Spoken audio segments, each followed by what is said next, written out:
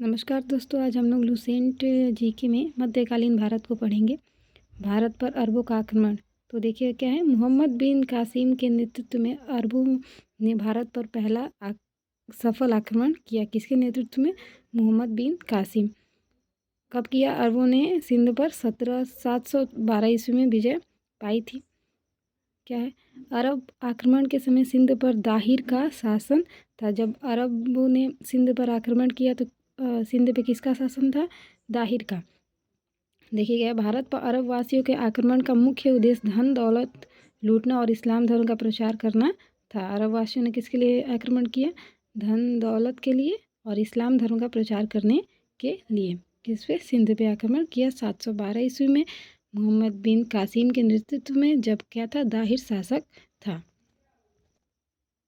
उसके बाद आता है महमूद गजनी। 932 ईस्वी में अल्पतगीन नामक एक तुर्क सरदार गजनी साम्राज्य की स्थापना की, जिसकी राजधानी क्या थी? गजनी थी। अल्पतगीन की मृत्यु के पश्चात कुछ समय तक गजनी में पीरितगीन ने शासन किया। इसी के शासनकाल जिसका क्या है 972 से 977 है, में सर्वप्रथम भारत पर आक्रमण किया गया। किसने किया था? मोहम्मद बिन कासिम ने। प्रथम तुर्क आक्रमण के समय पंजाब में शाही वंश का शासक जयपाल शासन कर रहा था। ये भी एक पॉइंट है। अल्पतगीन का गुलाम तथा दामाद सुबुक्तगीन 977 ईस्वी में गजनी के गद्दी पर क्या हुआ? बैठा। महमूद गजनी सुबुक्तगीन का पुत्र था, जिसका जन्म 1 नवंबर 971 ईस्वी में हुआ था। देखिए, अपने पिता के काल में महमूद गजनी खुरासान का शासक था। ये भी एक पॉइंट है कि अपने पिता के शासनकाल में महमूद कहाँ का शासक था? तो खुरासान का।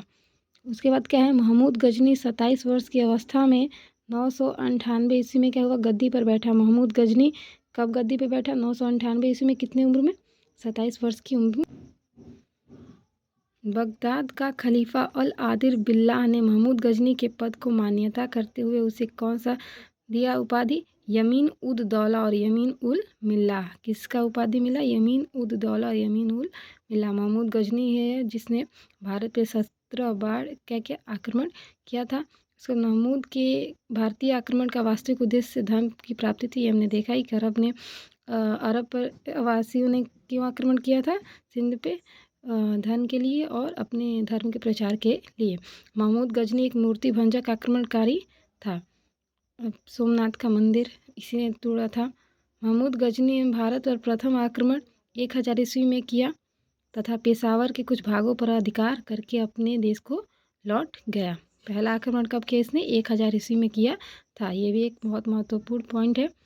महमूद गजनी ने 1001 में शाही राजा जयपाल के विरुद्ध आक्रमण किया।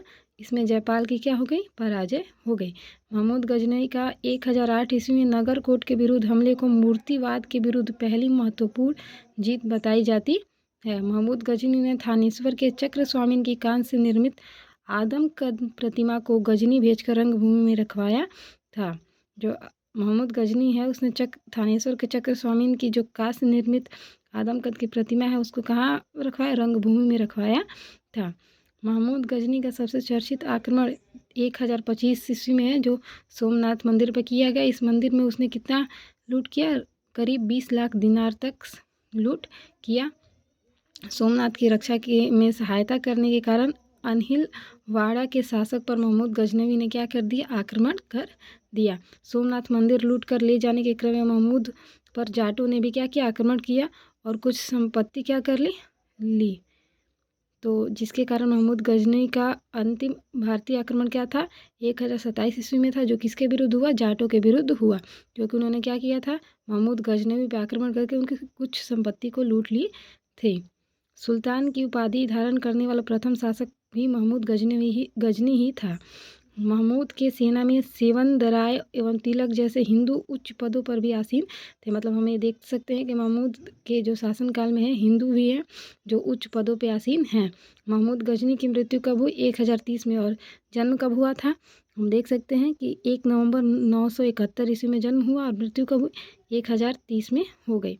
अल बरूनी, फिरदौसी, उल्बी और फरूकी महमूद गजनी के दरबार में रहते थे।